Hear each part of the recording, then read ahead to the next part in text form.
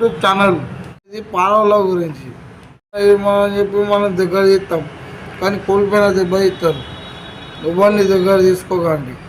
వెనక నుంచి వాళ్ళు వెన్నుపోటు కొడతారు సాలేగాళ్ళు. ఎవరిని దగ్గర తీయకండి. మీ తల్లితో మీరు ఉండండి.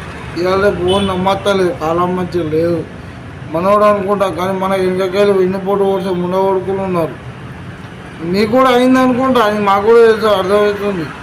అర్థమైందా? సమాజంలో అందరికి ఇదే ఉన్నది. మంచిగా బతుకుతే ఓరలేనితనం.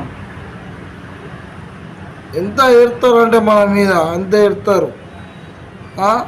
మన కష్టం మనకు విలువ మనం చేసుకొని ఇంత పుట్టకి మన బోడకి తింటున్నాం.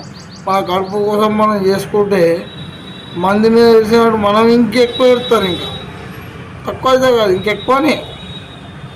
అందుకే మన పాలనలను దగ్గర తీయకండి, కోల్పోయిన దెబ్బ తీసుకోకండి. నాకు అయింది కాబట్టి నేను చెప్తున్నా.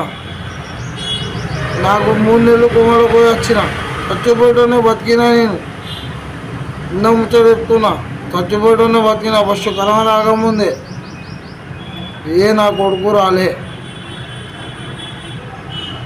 4 నెలలు కుమ్మలో పోయి వచ్చిన, చచ్చిపోయేటోనే బతికినా.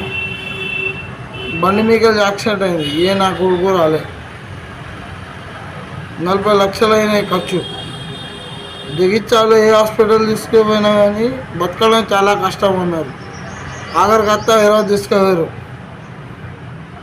తెలుసా ఫ్రెండ్స్. నా దోస్తులు మా ఫ్యామిలీ కూడా మా అమ్మమ్మ వాళ్ళు కూడా హైదరాబాదే.